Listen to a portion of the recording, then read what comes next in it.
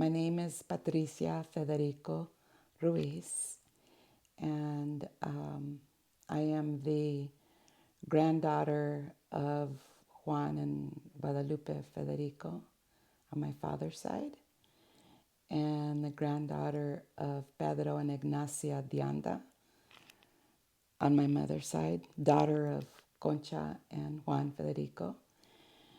And as I mentioned, I'm a granddaughter, daughter, sister, cousin, aunt, mother, grandmother, business owner, seer, entrepreneur, performing artist, free thinker, lover, peacekeeper, wisdom keeper, and I'm a curandera. And it's an honor to be able to, I get emotional, to be able to say that. So a curandera is a medicine woman. And the healing art is a Mesoamerican healing art. And it's a combination of African, Arabic, Moorish, Spanish, and Native American cultures, all mixed up into a healing art known as Curanderismo. And it's a healing art that was or has been handed down family to family, family to family. And there's 5 branches in Curanderismo, which is each branch has a particular specialty. And so I did not learn Curanderismo right off when I was a young child. I am Catholic, and I still own my Catholicism. I consider myself very universal, but the beauty of it is that I incorporate my healing art, which I actually learned from my aunt, who lived right next door to me when I was growing up in the barrio. And my aunt was a sobadora, which is a hands-on healer. And she learned her healing art from her auntie, from her family. And her house always smelled like spearmint or peppermint. And she always had plants. And I was very drawn to the scent of the plants. As a young girl, I always had the ability to perceive beyond the 5 physical senses.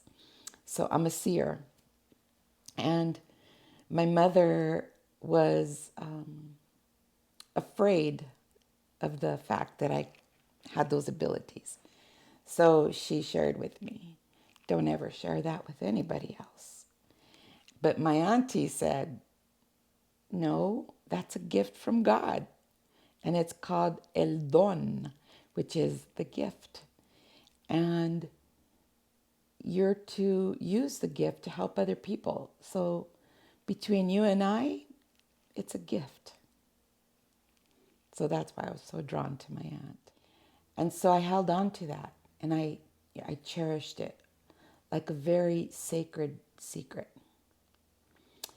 And as time went on, and I grew older into a teenager, and I shared that in school with some of the students, and they weren't really used to hearing one of their classmates talk about magic and talk about techniques and about the ability to perceive. So it really scared a lot of the students. Quite honestly, it just made me feel like I was an outcast. And so I ended up getting married very young and divorced very young. And after my divorce, I began to have more powerful visions. And in my 30s, I had a vision, which was not a very pretty one, and it was very traumatic, and it had to do with one of my sons. And I won't go into the detail of it, but what I will say about this vision is when it came to pass, I almost lost my son. And it had to do with a drive-by shooting. And I witnessed it in my vision. When my son survived, I was very grateful, of course. But then about 4 days later, I had the same exact vision again. So I thought that maybe I was traumatized from what happened. And of course I was. But after my son was out of the hospital from what had happened to him, he decided he wanted to go visit a friend. This was exactly 2 weeks later after he was shot. And another shooting happened. And this time my son was shot 6 times. And when I was in the hospital with my son, after they did surgery on him, and they had him hooked up to a respirator, and they called the chaplain in to anoint him because they weren't sure if he was going to pull through, I witnessed the most amazing thing. I was sitting in the hospital room with my son, and I had my hands on his.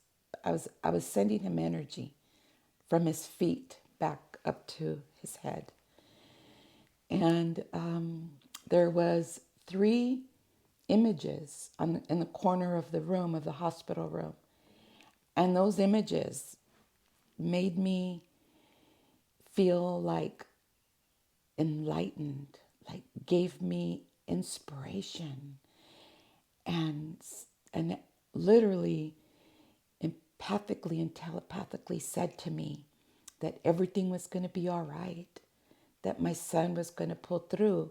And to hear those words of your child, that your child is going to live, it just wakes you up. And it woke me up, it caught my attention. And the message that I received was that I was not to be afraid of my visions, that I was to use el don for the highest good of everybody, of those that I came in contact with. And so that's what led me to open up my eyes and to really begin to embrace. I thought, there's a reason why I see. There's a reason why my touch is so powerful. And so it reminded me of my aunt, and when she said that it was okay that I had it done. And from there, I just began to open my mind, my heart, my spirit, my soul to the healing art. And years later, I ended up at the University of New Mexico, where there was a program called the Curanderismo Course. And it was led by Dr. Cheo Torres. And when I took the course, I realized that I was exactly where I needed to be, and that there were so many other people just like me. So it taught me that being around like-minded people is one of the most important things that we could do for ourselves. During that course, I met a maestra, and her name was Laura, and they call her Maestra Cici. And she took me under her wing, and she really basically made me realize that I had all the tools I needed, and that I had the gift and the energy and the commitment. And she initiated me in what's called the Ring of Fire. Many years ago, when they had the Condor and Eagle gathering in Sedona, where the healers came in from all around the world, my role was to be an assistant to another curandera. And her name was Abuelita Margarita. Real petite, beautiful, beautiful woman. What she taught me is that it's important to embrace your joy and to not take everything so serious. All the healers and medicine people were coming in very reverent, which is beautiful. And when it was Margarita's turn to walk in, she walked in dancing. And she walked in moving her hips and dancing around like this, And she gets up there and she tells a joke. And everybody's going, oh my God, did she really just tell that joke? And her whole point was that spirituality is fun as well, and that laughter is good medicine, and that we should embrace the beauty of life through the eyes of a child. And that's what, when I think about balance, us coming into balance again in these days, it's really about reigniting the wonderment of life and reigniting the joy, and to, look through our eyes as if it's the first time we've ever seen that beautiful thing, that beautiful tree, that blade of grass, that flower, the water. And so recently I had an opportunity to do a presentation, and not a ceremony, but a presentation. And so I decided that I was going to follow her footsteps. So I had them play her music because she sings. And it's Tú eres el poder adentro de ti. You are the power within you. And the power exists within you. So I had them play that song and I danced onto the stage. And everybody's like, and then you could see, at first they were like, what? The healer, the medicine lady's dancing? And then after I told the story, what I just shared with you, everybody was smiling and laughing, because we forget that it's okay to enjoy our lives. We forget that we need to dance and laugh. I'm going to share a dream that I had. I had this dream. It has to do with our present time right now, this very second. This dream, in the distance, I saw a big fire. Kind of looked like an explosion. And in my dream, I thought, what's blowing up? What is that? And I realized that it was war. And then the next thing I know, I look down and it seems like I'm no longer there. But then I realize that I'm light and I'm happy. And it's almost like I'm kind of have this very joyful energy. And then I thought, why am I so happy if I see a war and then I don't see myself? And the message to me was that everything is going to be okay, and the importance of us knowing that spirit lives forever. Spirit, that we live for our spirit. That this here, all returns to the earth. But that spirit lives forever.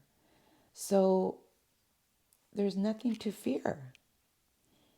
And so I feel like more like it was, sharing with me, this vision was sharing with me, is to tell everybody and share with everybody that we must not fear, but that we must know that spirit is powerful.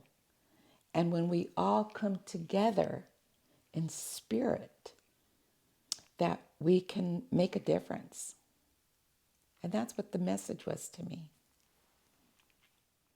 I think what I would like to share is the importance of kindness.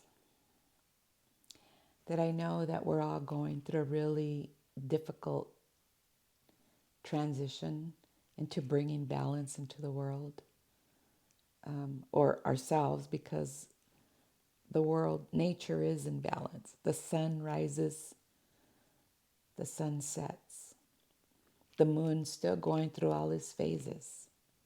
The birds still sing, the fish still swim. But we, as humans, I feel that we have lost some of our innate abilities. And one of them is kindness. We're all going through difficult times. We're all being challenged in our lives. And I think that kindness is one of the most important gifts that we can give each other right now.